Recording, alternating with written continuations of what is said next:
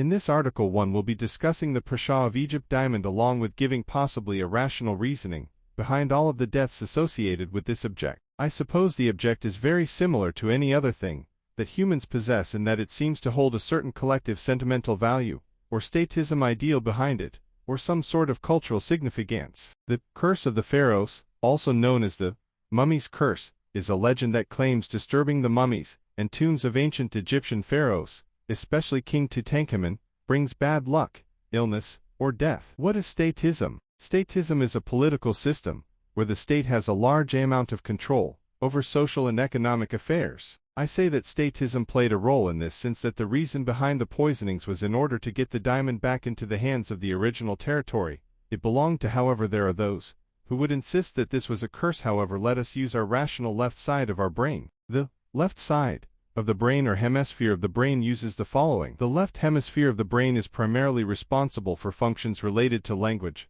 logic, analytical thinking, and problem solving. It also controls the right side of the body. The right hemisphere of the brain controls the other side of this argument in relation the Pasha of Egypt, being related to a curse, which is what also applies to Noived along with spatial reasoning, creativity, imagination and emotional processing. The right hemisphere of the brain is primarily responsible for functions like spatial reasoning, creativity, imagination, and emotional processing. It also plays a role in recognizing faces, understanding nonverbal communicating and appreciating musical aesthetics. We living in the 21st century should be able to have rational thought. However, there is also the idea that curses are attached to objects, which I will not rule out. However, these hemispheres should be holistic or holy, which is what the word holistic means. I mention this because there seems to have been a trend to appeal to people's right hemisphere and that the Pasha of Egypt, which would be based in the right hemisphere of brain, and though this might not altogether be untrue, it is not the only explanation for the events that occurred. There is cause and effect. This could also be referred to as the psychological model of the occult. Now as to the confusion where the Pasha of Egypt originated. The Pasha didn't move, the territory changed its borders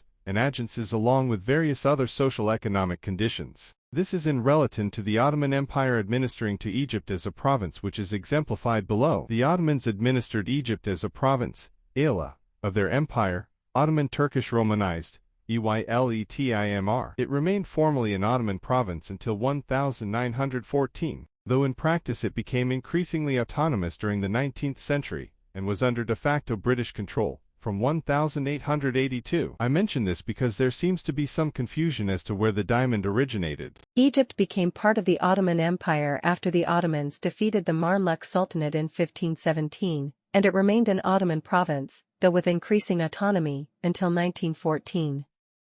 Is the Cretan revolt related to the Eye of Sauron? Is Saruman another word for Sumerian?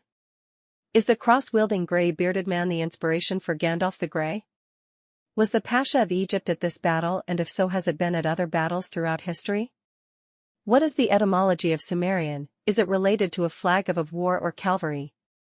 Is this in relation to Napoleon Bonaparte? I'm just speculating so you can decide on your own if there's any relation, because it's also the flag of the Kingdom of Greece. Are the flags red and white because of the bloodshed or blood cells? In 1517, a Kingdom of Greece didn't exist in its modern form. The region was under various forms of Ottoman rule. However, there were interactions and influences between the French and Greeks, albeit primarily focused on cultural exchange and trade, not a formal political or military relationship between the two. Let's look more into the extended metaphor behind the story of the Lord of the Rings. Are the Cretans Cretans and associated with the orcs? Recall how I mentioned the hemispheres of the brain earlier, the left controlling the right side of the body and the right controlling the left side of the body. Perhaps this is the slight change in Tolkien's extended metaphor. In slang, Cretan is an offensive term meaning a stupid, vulgar, or insensitive person, similar to idiot or moron. Me being also a fictional writer will sometimes switch roles in order to make a story fit, so it could be the case in this instance. Is the Arkadi carnage what Tolkien wrote of in the Battle of Helm's Deep?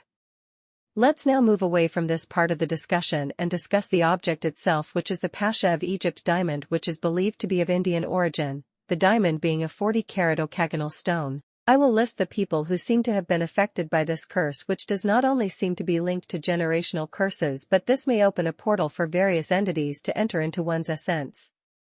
The 40-carat octagonal diamond takes its name from Ibrahim Pasha, viceroy of Egypt of the Ottoman Empire. However, it was owned by Muhammad Ali Pasha. It seems to be speculated that the Pasha was at one time referred to as the Pigott diamond, owned by Sir George Pigott.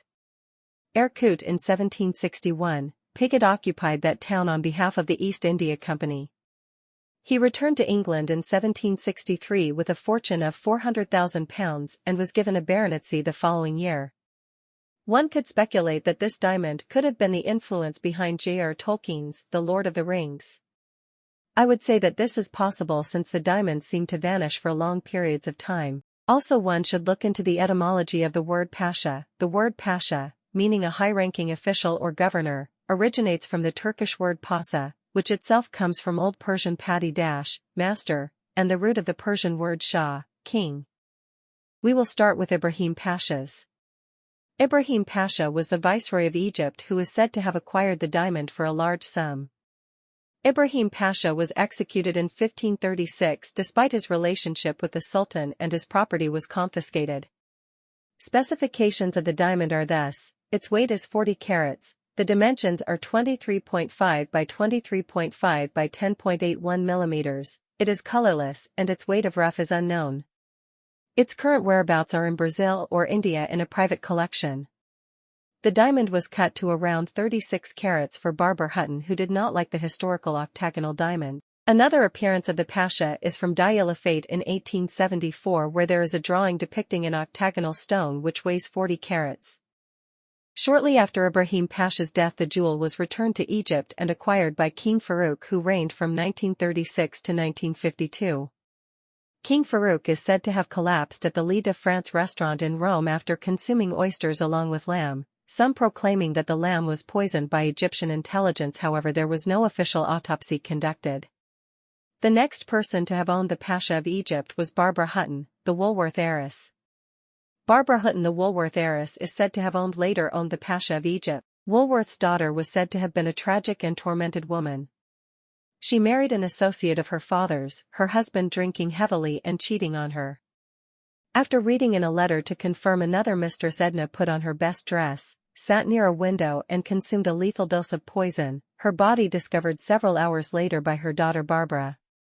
It is important to note that Barbara Hutton had an affair with the writer Aldous Huxley, so perhaps it was due to this affair that she was poisoned. It is well known that Aldous Huxley, the author of Brave New World, had a brief, albeit notable, relationship in the 1920s, though it's important to note that they were not married and their relationship was not a long-term affair.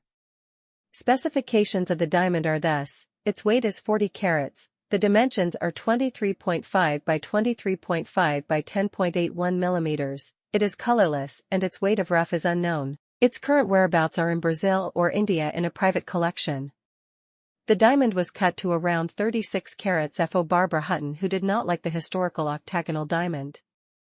Another appearance of the Pasha is from Dieulafate in 1874, where there is a drawing depicting an octagonal stone which weighs 40 carats. What is clear is that no one really knows where the diamond is. It may be in Brazil or India, while there are authors who say that it is in a private collection belonging to someone in Italy. What is interesting about Barbara, along with the poison, is that it correlates with the history of royal tombs. I would even go as far to say that it is possible that Barbara's death was not a suicide but a very deliberate act of poisoning. Intertwined within the tales of royal tombs is the stories of secret potions. The king of poisons was arsenic, which was used to influence royal court protocols. Diamonds were uncommon in ancient Egypt, their use being primarily symbolic. Believed to embody the light and warmth of the sun god Ra, they were thought to bring vitality along with protection. They were often placed at the center of the ankh. This is a symbol of life connecting the mortal world with the divine. They were also used in jewelry and burial artifacts, serving as protection and a promise of prosperity in the afterlife.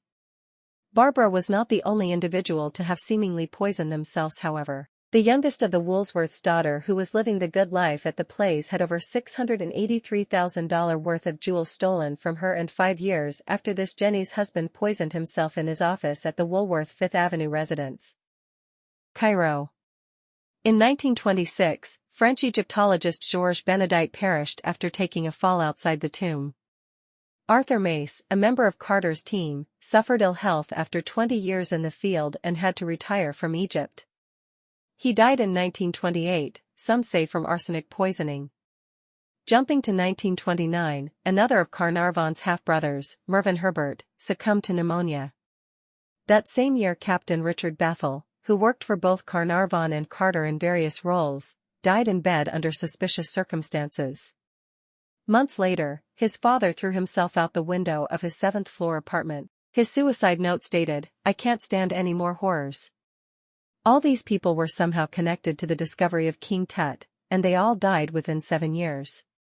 But the carnage didn't stop there. I will now move on to explain some of the connections with the properties of the occupants who carried this diamond along with the tragic events that occurred, while also delving into the concept of cursed objects. There is the fire at Winfield Hall, this area, said to be haunted, along with the story of Barbara Hutton, who was born Barbara Woolworth, is said to have had an affair she had with writer Aldous Huxley. The diamond was said to be cut by Barbara Hutton. The diamond was originally a 40-carat octagonal stone. Next we have Woolworth's daughter Edna, who was said to be a very tormented woman who married an associate of her father who ended up drinking heavily and cheating on her. At the Plaza Hotel, after reading a letter confirming yet another mistress, Edna put on her loveliest lace dress, sat by a window and ingested a lethal dose of poison, her body to be discovered several hours later by Barbara. I will also mention how poison seems to be a common occurrence wherever this diamond is involved. Another odd death is Frank Woolworth, who despised going to the dentist, and this prejudice is said to have led to his death via tooth infection in April 1919. The youngest of the Woolworth daughter, Jenny, who was living the good life at the plaza, had over $683,000 worth of jewels stolen from her bedroom when she was taking a bath.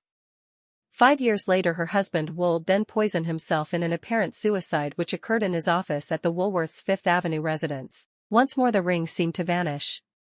Seeking as to why these things occurred, I looked into who was involved in the occult to make another connection to the individuals other than the diamond itself. It is known that Huxley practiced Neo-Vedanta, known as Neo-Hinduism.